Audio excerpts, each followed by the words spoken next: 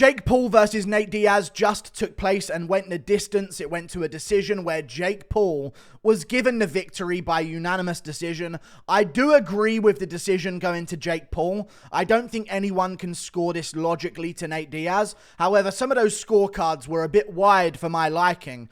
I could have seen this like 5-4 Jake Paul going into that final round, which I gave him. And then, of course, there's that 10-8 round when he knocked down Nate Diaz again. But as an MMA fan, can I just say, I made a tweet before this fight took place, and I said in that tweet, if I just sat through that UFC card and Sandhagen versus Font for 5 rounds at 5 a.m. UK time to see Jake Paul flatline Nate Diaz out cold, then don't come to Bionicle Club tomorrow. It didn't happen, thank God. He did knock down Nate Diaz, but the chin of Nate Diaz lives on, even against a larger opponent, and he didn't get embarrassed. And that was the main thing that I was very worried about, because you saw Nate Diaz's style. He's not very good at boxing, okay? He is tough, but I think it's fair to say if Nate Diaz didn't have a chin sent from the gods, then maybe there'd be some problems in combat sports for him, okay? Because the technique is very reliant on his chin being made of absolute granite. So, Jake Paul has a really good first round, but then I was like, hang on a second. I thought he was going to KO Nate Diaz in round 1. He didn't do that. There was no KO in round 1. And then round 2, Nate might win round 2. At this point in the fight, I'm literally thinking to myself, Jake's messed it up. He tried to get a finish in round 1. Nate Diaz is still there. And he just arguably won round 2, which was close and still could go to Jake Paul, by the way. But he arguably won round 2, and I'm thinking to myself, well, maybe this is it. Jake Paul just lost a round to Nate Diaz.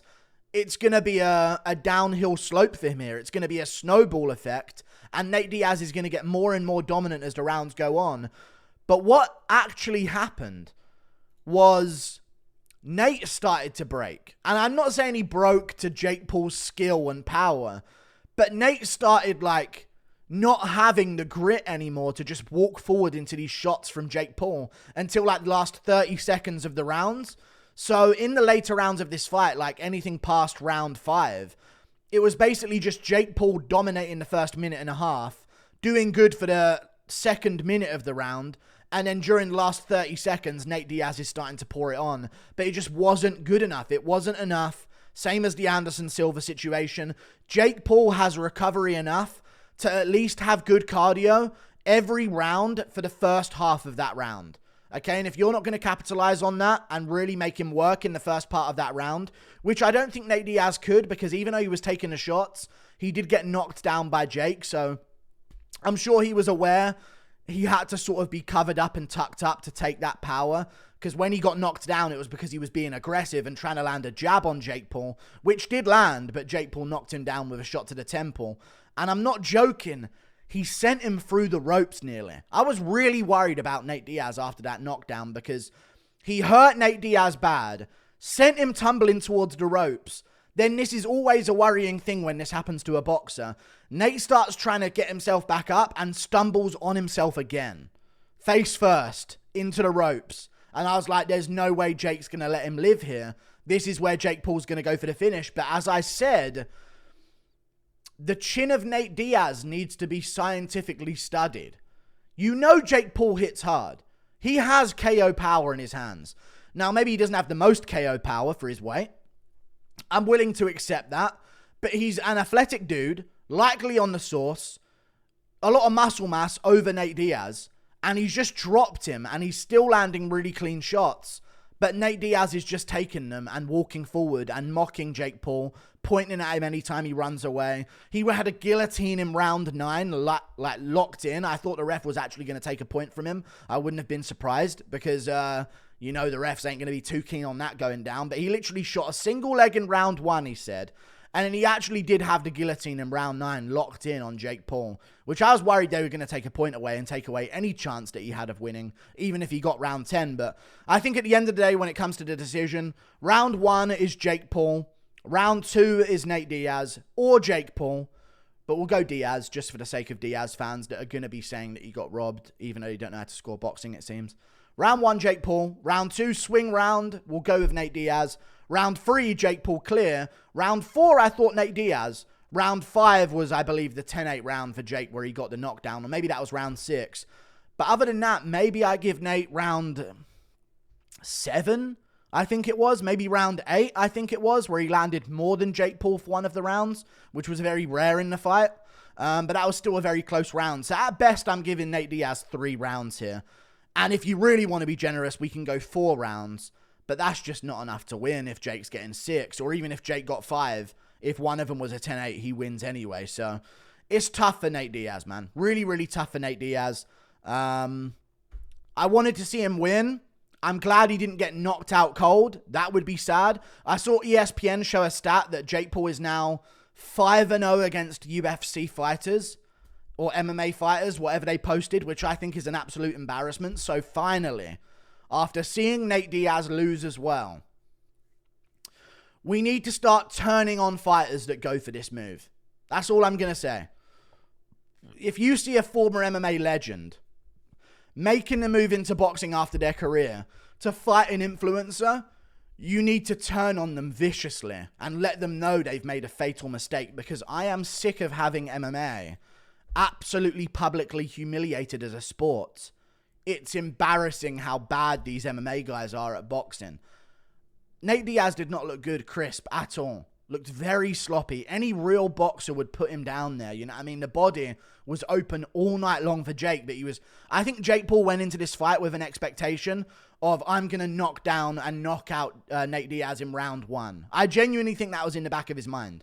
I'm going to knock out Nate in round 1, get a highlight reel KO with my left hook, and then that'll be it. And I'll get into the next fight straight away afterwards. But that didn't go his way. So I think he started to really regret some things. Looked like he was slowing down at times. But I know a lot of people are going to look into the fact that he was slowing down.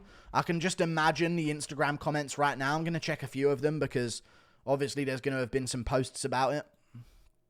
Nate tried to guillotine and all this, waiting for the "this is rigged" comments. Nate won, 18 likes. You know what I mean? Like, these events are trash. You know what I mean? Like, honestly, they're gonna, commentary was so bad. The commentary allegedly was really bad. But yeah, Jake Paul won. And not a lot of people are saying that Nate should have won. So, I imagine that they clearly saw Jake Paul win. I don't think there's much controversy there. But, yeah, crazy. I'm just waffling now, to be honest with you. I thought Nate Diaz was going to get flatlined. I was terrified that he was going to get absolutely flatline KO'd. But Jake Paul looked bad for Jake Paul. Seriously, though. Old man, Nate Diaz, not in his prime, anywhere near it. Nowhere near the size of you. You've got probably 20 pounds of muscle on him. You've boxed before. He has not. Although he's done some training in it, he has not boxed professionally under the lights before. And he's walking towards you like a zombie. And you don't have the shot selection to put him away. That's the main takeaway from this. It's not that, oh, Nate did better than we thought and all this. No, it's Jake. I was very shocked that he even beat Anderson Silva. I thought Anderson Silva was going to beat him and he won that fight. Well done to him. But I was very shocked that he couldn't finish Nate. With a body shot, you ain't got a liver shot in your arsenal. He was throwing to the body quite a bit and he was actually getting more of a response, but I think he's just dumb. So he just, instead of winning the way he probably could win with a body shot or two, he was just like, no, I want my highlight reel KO, and just kept forcing the big KO blows, then inevitably gassing with a minute left on the clock of the round, and then Nate Diaz starts to land his little slapping shots in the clinch, which are very interesting to watch from a man who's thrown punches for 2 decades. But either way, that's that. They want to do the rematch in MMA. I think that would be huge for Jake Paul. I also think the KSI fight is still there for him. The Tommy Fury rematch is always going to be a conversation, but I feel like he needs to maybe win a few more to get the Tommy Fury rematch. Maybe a couple more in a row, get another win. Maybe he beats KSI if he loses to Tommy Fury and then goes for the Tommy Fury rematch. But I don't see any other MMA fighters that are in the mix here. I don't want Masvidal to be fighting him. I know Masvidal might be an option, but I'm not interested in seeing Masvidal fight him whatsoever.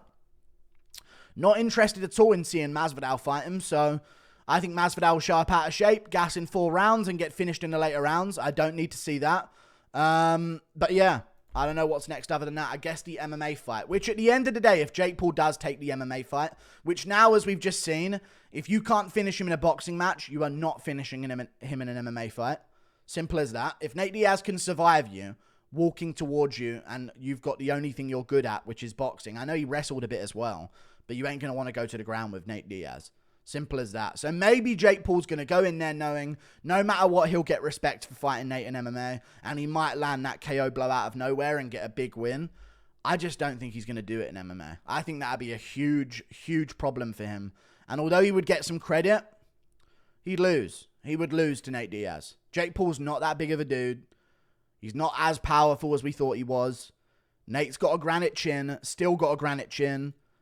And if it goes down in MMA, Nate's going to do whatever he wants. If he's latching up guillotines in boxing, he's latching up guillotines in MMA. Now, I know you're going to say, well, in MMA, Jake would be prepared to stop it, but no. But no, that'd be a really quick fight for Nate if it was an MMA. But either way, I'm going to go. Like and subscribe. Thank you for watching. Toodle pip. I'll see you later. Nate was doing good. Little slapping shots. Occasionally landed some big ones, but Jake was just popping him with jabs, going to the body with heavy shots, landing lead hooks on Nate, landing rear hooks on Nate as well. Nate was dodging some of the massive ones, but enough of them were getting through to where he couldn't just walk Jake down as usual. But yeah, I just found it interesting that as soon as round 1 started, everyone was spamming rigged in the chat of my very legal link that I was using.